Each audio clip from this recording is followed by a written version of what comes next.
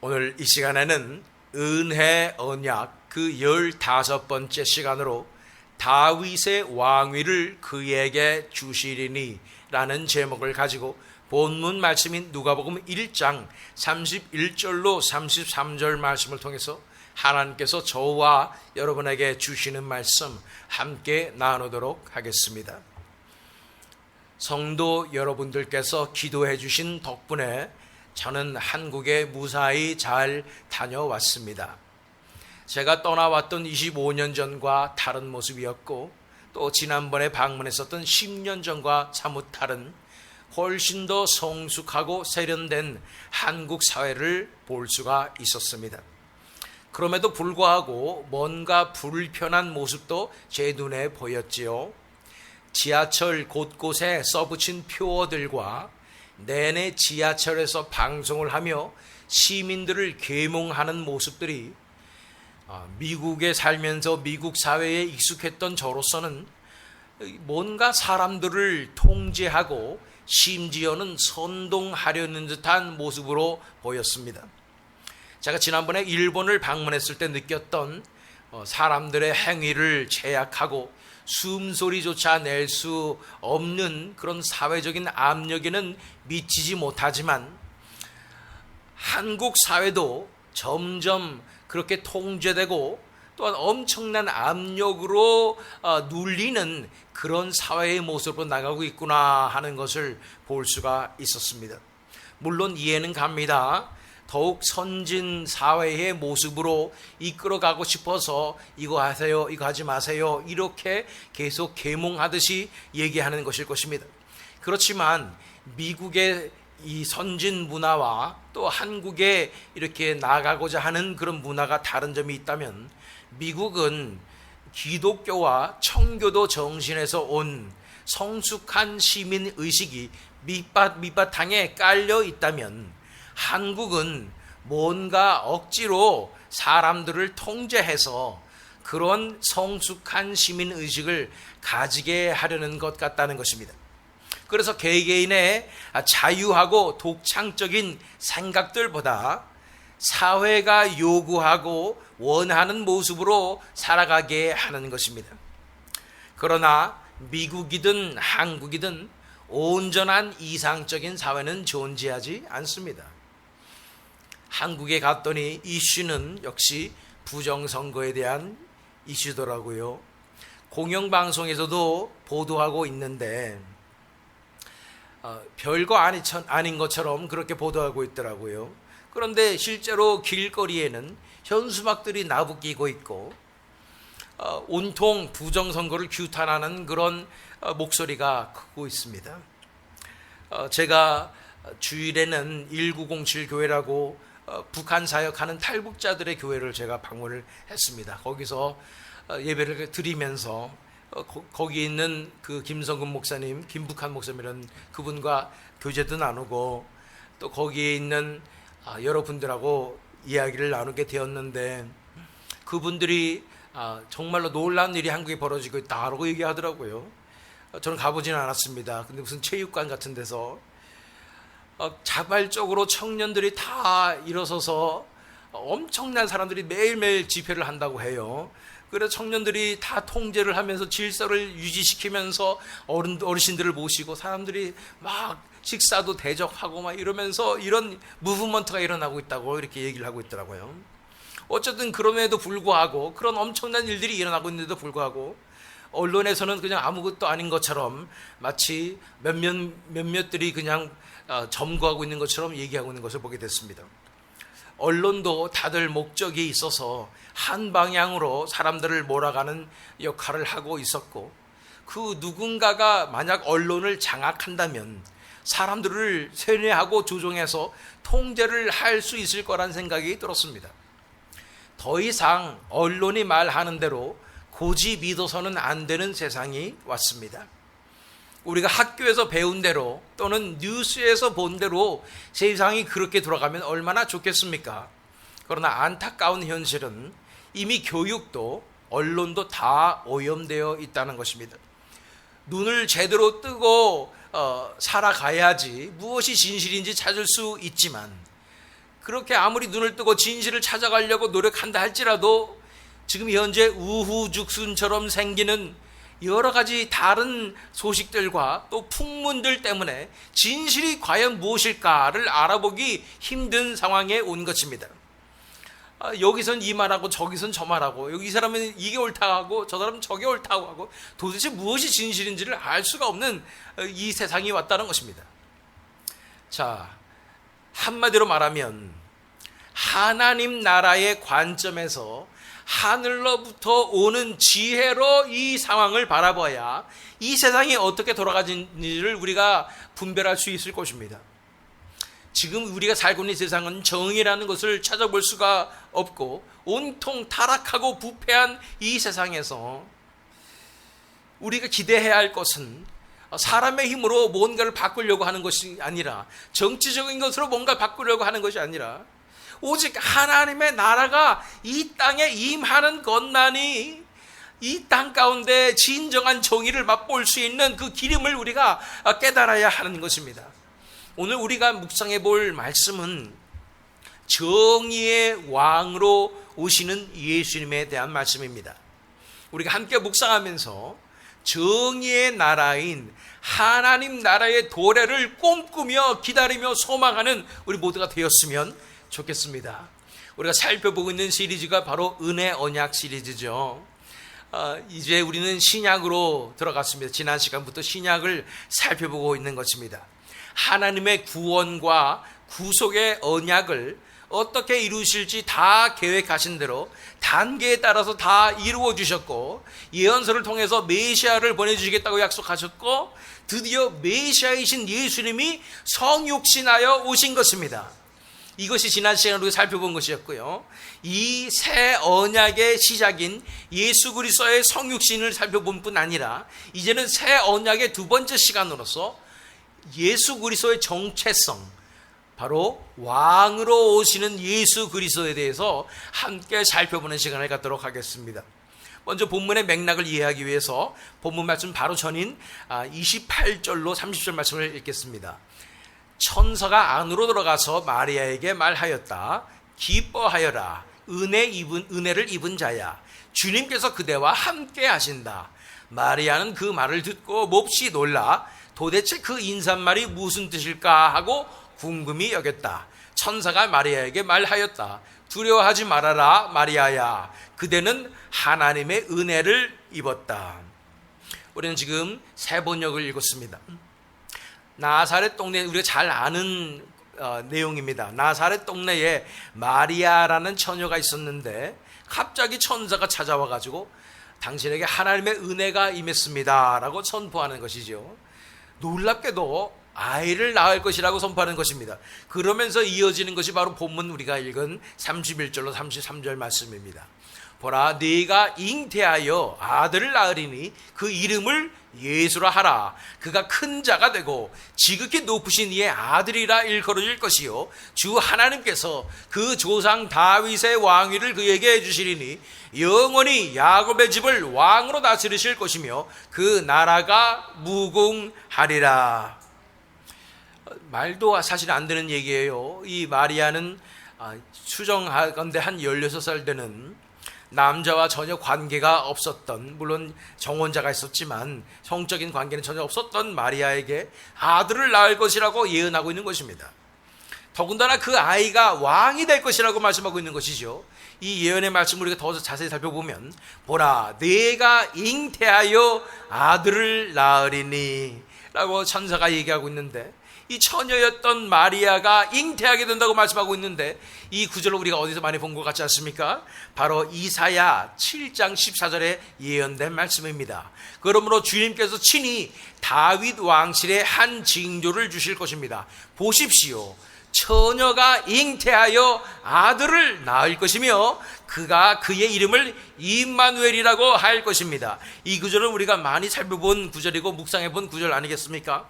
임마누엘은 바로 하나님이 우리와 함께 계시다라는 뜻이기 때문에 하나님께서 인간이 되셔서 이 땅에 내려오실 것이다. 성육신 하실 것이다. 성자 하나님께서 이 땅에 내려오실 것이다. 그것이 바로 처녀가 잉태하여 아들을 낳는 그 놀란 징조로 이루어질 것이라고 말씀하시는 것입니다. 그 사건이 바로 드디어 이루어졌다 말씀하시는 거예요.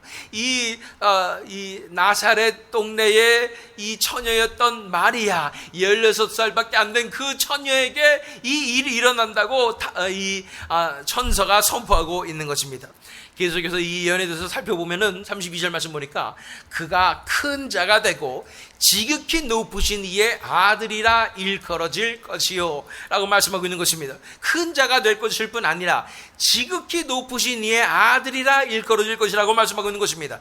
그분의 실체가, 그 오실 메시아가, 그 아들이 하나님의 아들이라고 말씀해 주시는 것입니다.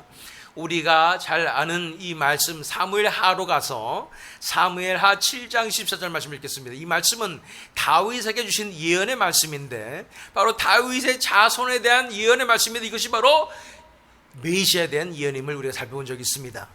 나는 그의 아버지가 되고 그는 나의 아들이 될 것이다. 그가 죄를 지으면 사람들이 저희 자식을 매로 때리거나 채찍으로 치듯이 나도 그를 징계하겠다. 이것이 누구에 관한 말씀인가? 물론 1차적으로는 솔로몬에 관한 말씀임을 우리가 알 필요가 있습니다.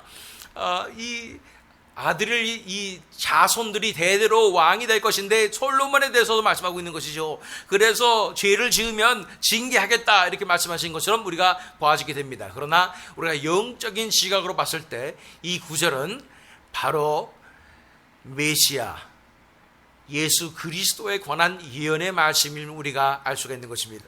그러면서 나는 그의 아버지가 되고 그는 나의 아들이 될 것이라고 선포하시면서 하나님의 외아들이신 독생자이신 예수 그리스도가 이 땅에 오실 것임을 선포하시는 것입니다. 그래서 보니까 그가 죄를 지으면 이라고 말하고 있습니다. 우리 주 예수께서 죄가 있으셨던 분이신가요? 죄를 지으시는 분이신가요? 그렇지 않죠. 우리와 동일한 그런 육체를 가지고 있었지만 죄는 없으시니라고 말씀하시기 때문인 것입니다. 그런데 여기서 그가 죄를 지으면 이라고 얘기하는 이 장면을 우리가 묵상해 보기를 원합니다. 그가 죄를 지었습니까? 아닙니다. 그는 결코 죄를 짓지 않았습니다. 그런데 죄가 없으신 분이 죄가 되셨습니다.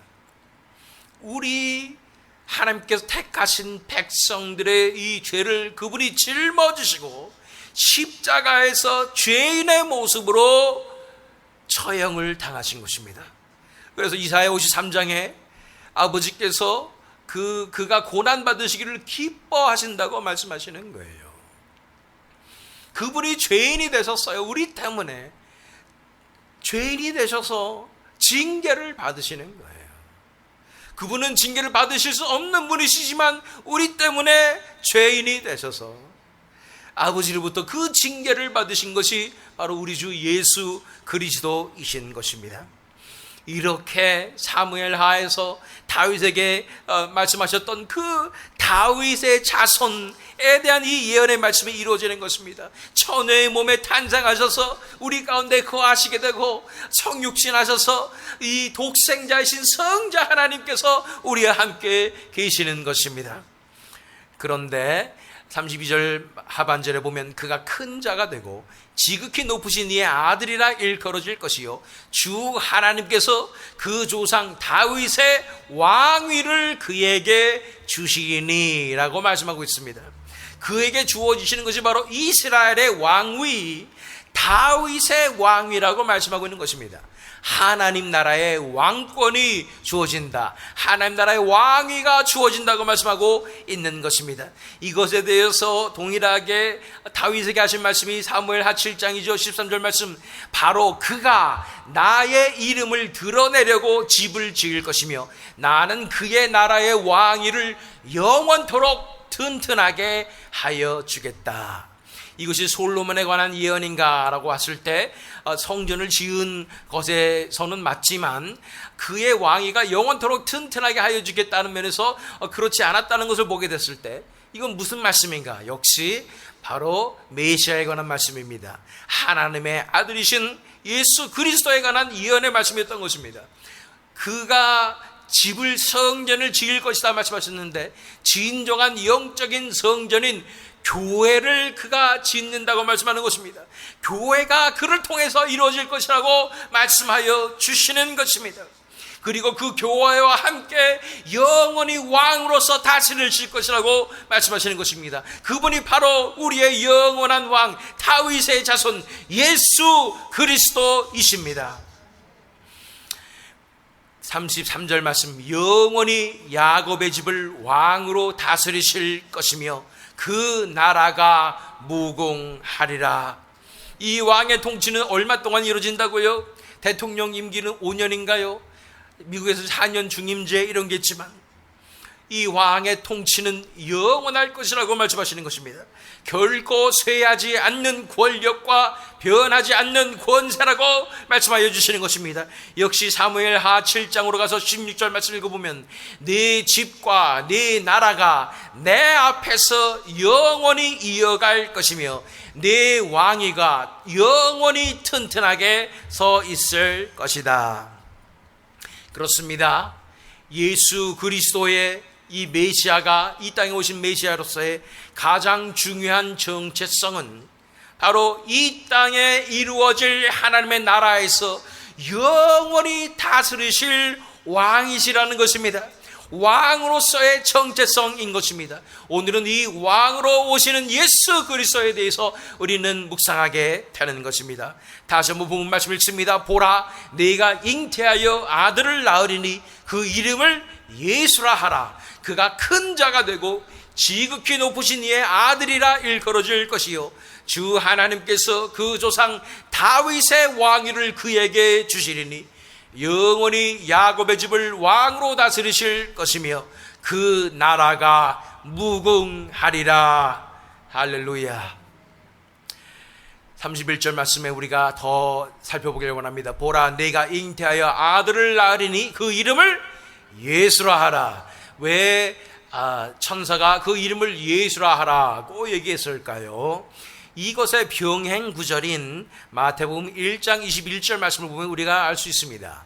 마리아가 아들을 낳을 것이니 너는 그 이름을 예수라고 하여라. 그가 자기 백성을 그들의 죄에서 구원하실 것이다. 그 이름의 뜻이 자기 백성을 그들의 죄에서 구원할 자라고 말씀하시는 것입니다. 정말 그럴까요? 이 예수라는 이름은 어디서 온 것일까요? 예수라는 이름의 히브리어 원래 이름은 여호수아입니다. 여호수아는 바로 여호와는 나의 구원이시다, 여호와는 구원의 하나님이십니다 라는 뜻이에요.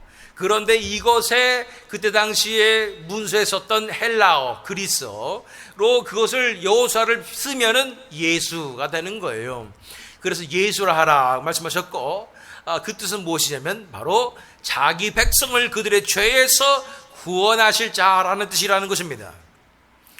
예수 그리스도의 가장 첫째되고 중요한 사명이 바로 구원자로서의 사명이었음을 알게 되는 것입니다.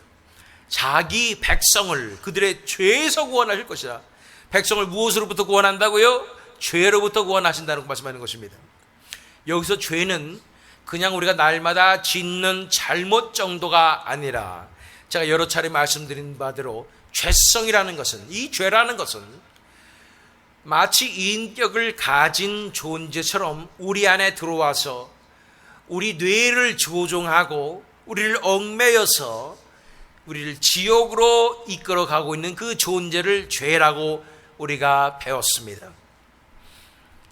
이 죄성으로부터, 이 죄로부터 하나님께서 택하신 자들을 건져내어 자유케 하시는 것이 바로 우리 구원자 예수 그리스도의 사명인 것입니다.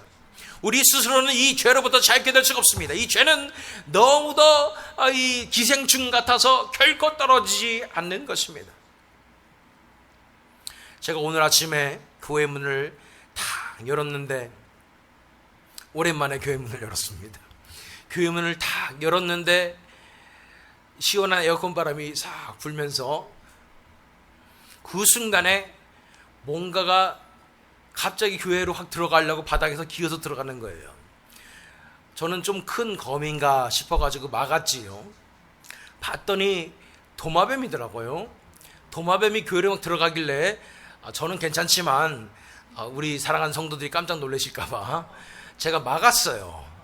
막았는데도 계속 들어오려고 그래요. 그래서 바로 찼어요. 제가 찼는데 저만큼 멀리 찼는데 다시 들어오는 거예요. 목숨 걸고 들어오려고 하는 거예요.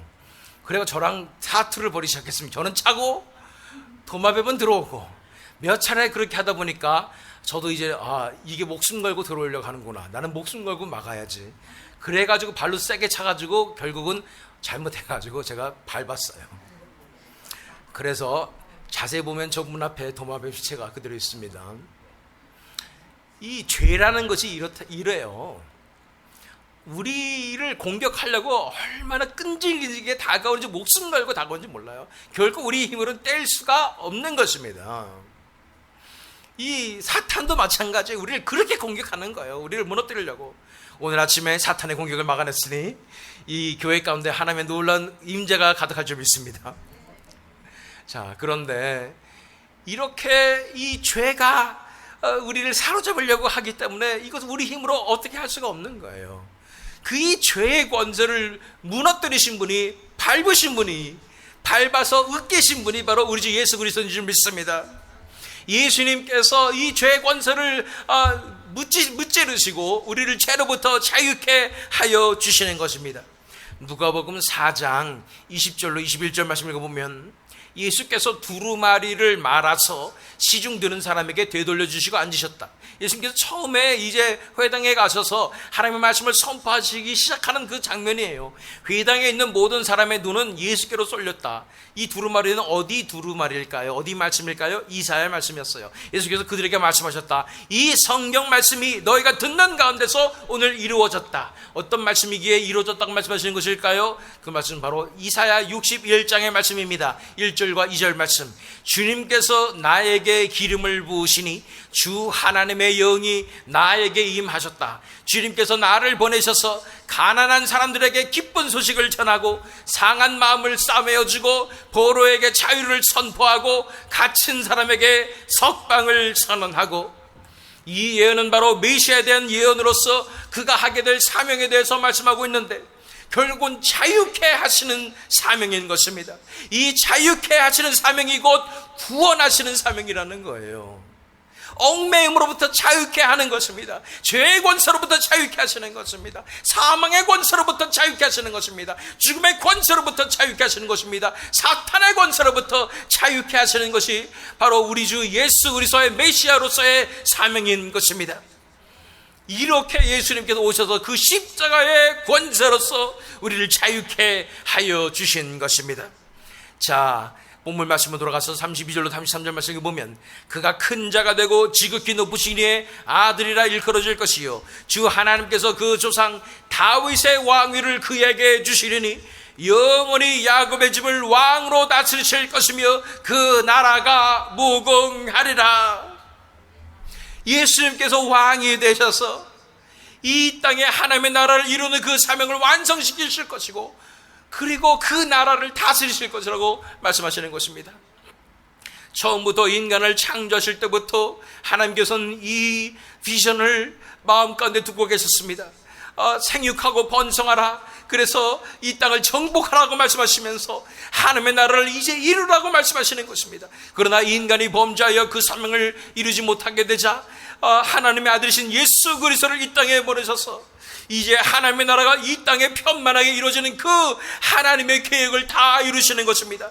예수님과 그의 신부인 교회를 통하여 이 사명을 감당하게 하시는 것입니다. 온 땅 가운데 하나님의 나라가 임하도록 하시는 것이고, 이제 예수님께서 왕으로서 다스리실 것이라고 말씀하여 주시는 것입니다. 그 하나님의 계획은 반드시 이루어질 것입니다. 그 하나님의 계획은 비전으로서 반드시 우리 세대에 이루어지게 될 줄로 믿습니다.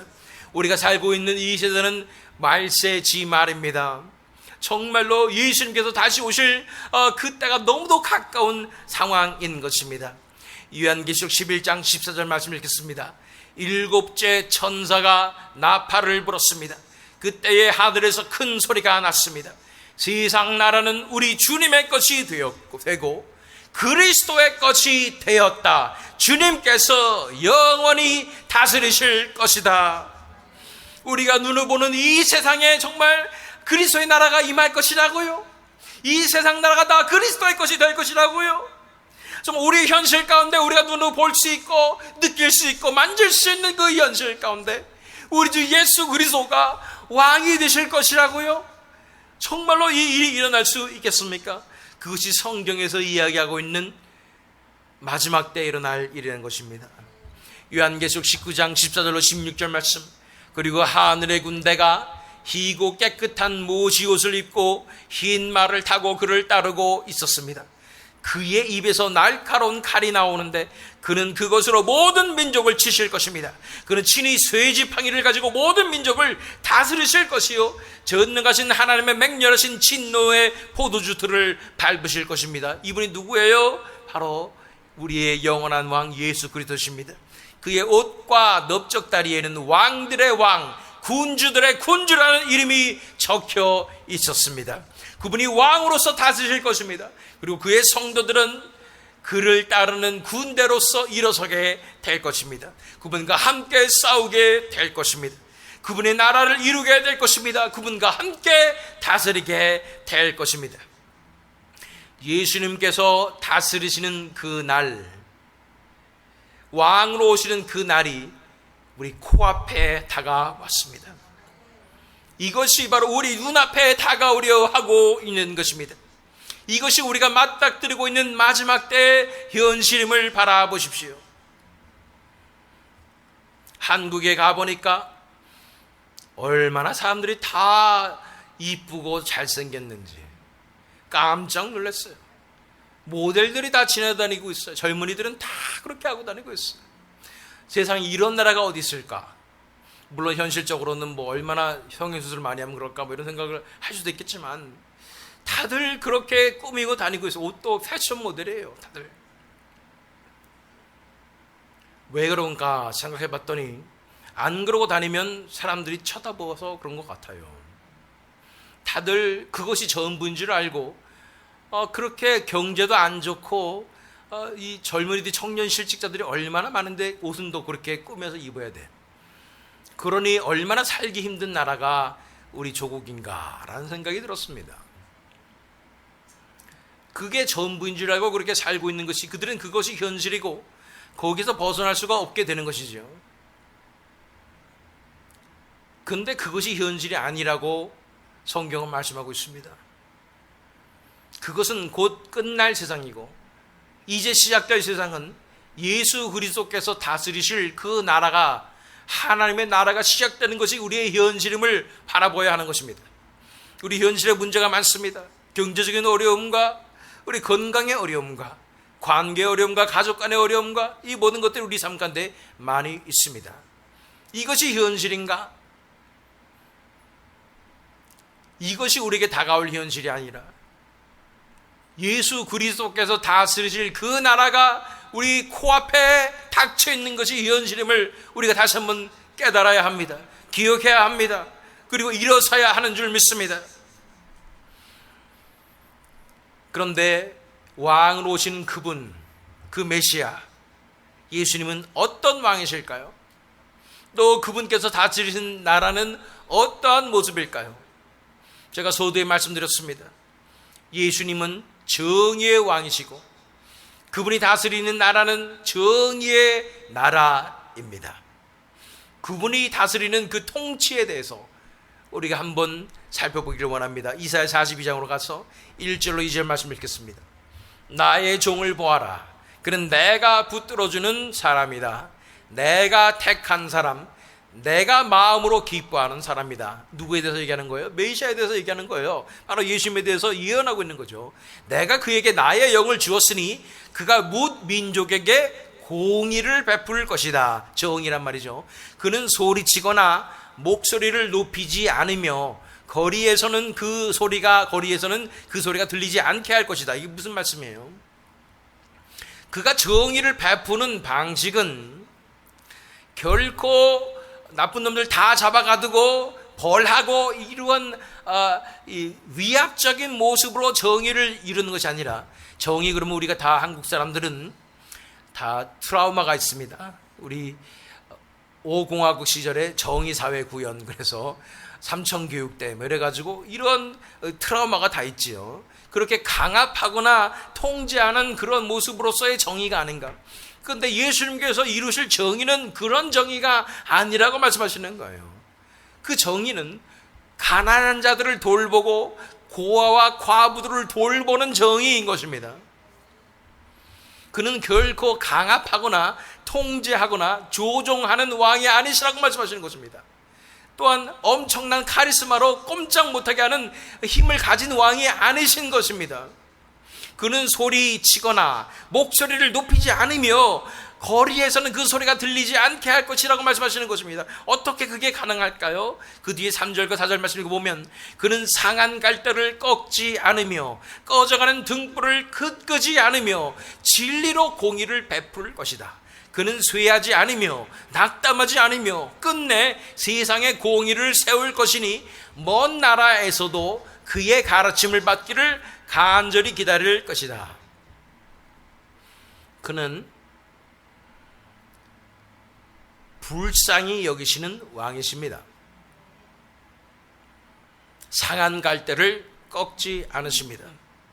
꺼져가는 등불을 포기하지 않으시고 공의를 베푸시는 분이십니다.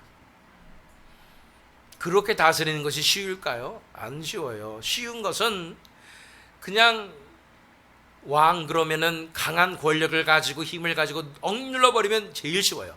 너 말 안 들어 그래가지고 그냥 눌러버리면 끝이에요. 그 길이 제일 쉬운 길이죠. 제일 얼마 안 걸리는 길입니다. 그러나 예수님은 결코 그 길을 택하지 않으세요. 가장 오래 걸리는 길을 택하세요. 우리 왕이신 예수 그리스도는 결코 억지로 눌러버려서 자신의 권위와 권세를 행사하지 않으십니다. 우리가 자발적이고 기쁨으로 그분께 순종할 수 있을 때까지 한결같은 인자와 자비로 기다려주시는 분이십니다. 우리가 그분을 온전히 신뢰할 수 있을 때까지, 그래서 우리 인생을 온전히 맡겨드릴 때까지 그분은 기다려주시는 거예요. 진정한 믿음으로 우리가 그분께 우리 인생을 송두리째 내어드릴 수 있을 때까지, 그래서 그분께 순종할 수 있을 때까지, 그분을 왕으로 인정하며 왕으로 모실 수 있을 때까지 예수님은 기다려주시는 거예요. 우리같이 상처 많고 남을 믿지 못하는 사람들이 또 어디 있습니까? 그런 우리가 온전히 믿고 인생을 맡겨드릴 때까지 그분은 좌충우돌 하고 있는 우리를 기다려 주시는 것입니다. 그는 결코 쇠하지 않으며 낙담하지 않으며 불가능해 보이는 것 같은 그 사명, 즉 우리 같은 자들이 자발적으로 그분의 통치 안에 들어가며 그분을 온전히 신뢰하며 그분께 순종하는 그 사명을 끝까지 이루시는 것입니다. 이것이 예수님께서 우리 안에서 이루시는 구원의 역사입니다. 믿음은 이렇게 예수님을 진짜 믿는 것이에요. 신뢰하는 것입니다. 우리 인생을 통째로 내어드리는 것이에요. 근데 우리가 어떻게 이분을 믿을 수 있어요? 우리가 믿어서 지금까지 성공한 적이 있습니까? 믿으면 다 사기당하는 거예요. 부모님 믿어도 사기당해요. 얼마나 우리가 상처받는지 몰라요. 부모님들 때문에. 그죠? 친구들 믿어도 배신당하고, 배우자도 결국은 나를 배신하는 그 상처를 우리가 얼마나 많이 가지고 있기 때문에 우리도 모르게 우리 마음 가운데 나는 끝까지 그 누구도 믿지 않을 거고 내 자신만 믿을 거야 라고 살고 있습니까? 상처로 똘똘 뭉쳐서 그 누구도 내 마음속에 들어오지 못하게 다 막아내는 것이 우리 자신 아닙니까? 그것을 뚫고 그 방어를, 철동 같은 방어를 뚫고 들어가시는 것이 예수 그리스도의 사랑입니다. 그 예수님께서 우리의 마음을 부숴내시고 뚫어내시고, 그래서 우리 마음을 그 사랑으로 굴복시키는 것이 예수 그리스도의 구원의 역사라는 것입니다. 우리는 우리 자신을 믿지 못합니다.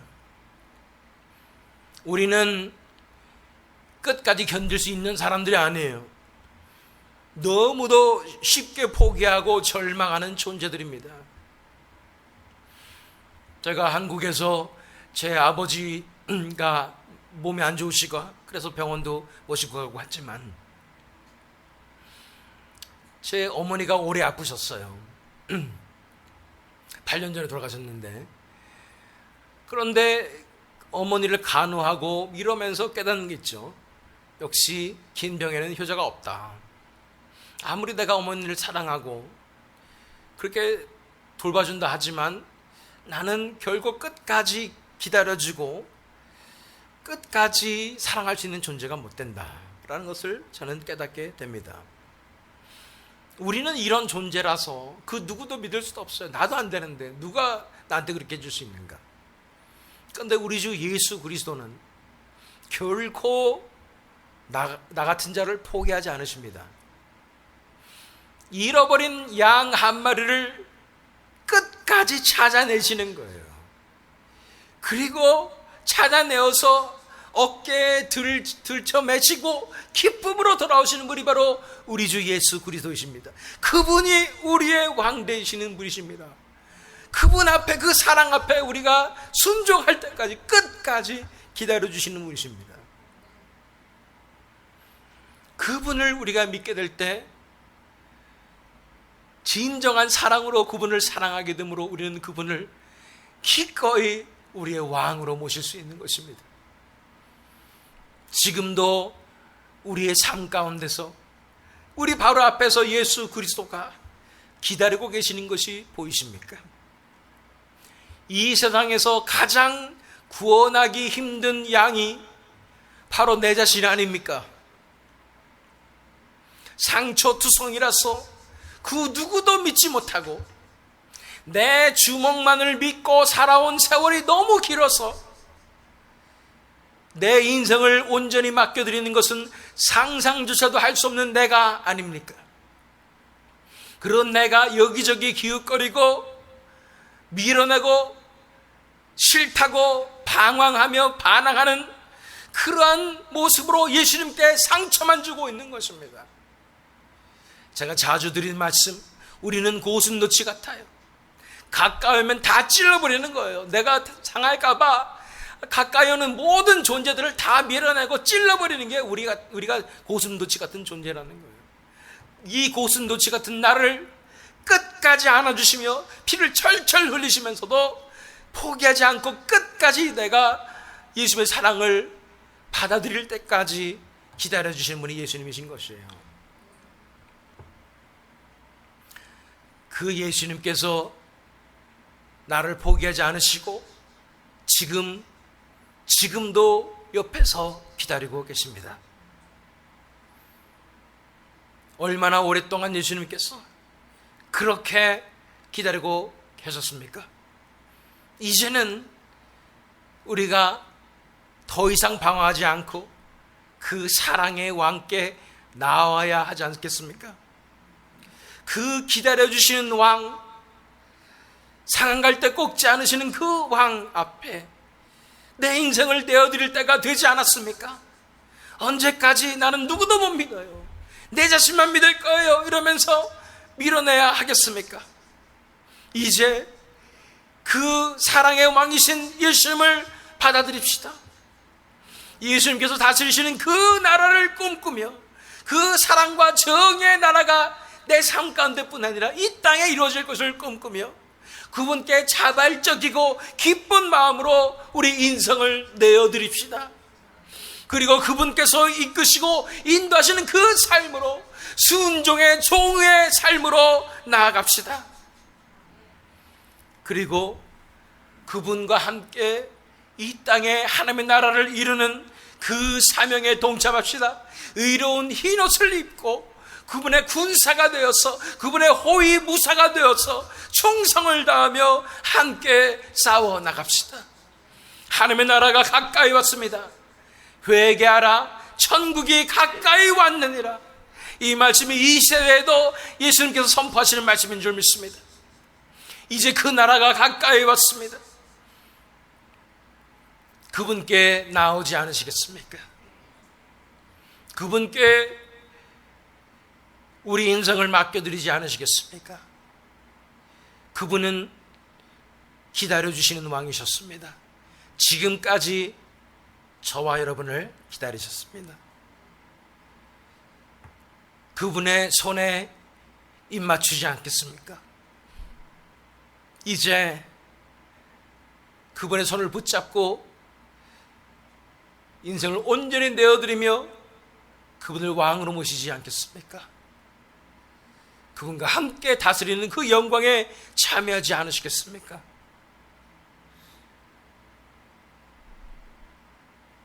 지금 이 시간 예수님께서 찾으시는 잃어버린 양 한 마리, 바로 당신입니다. 예수님을 붙잡으십시오. 예수님께 다 내어드리십시오. 기도하겠습니다.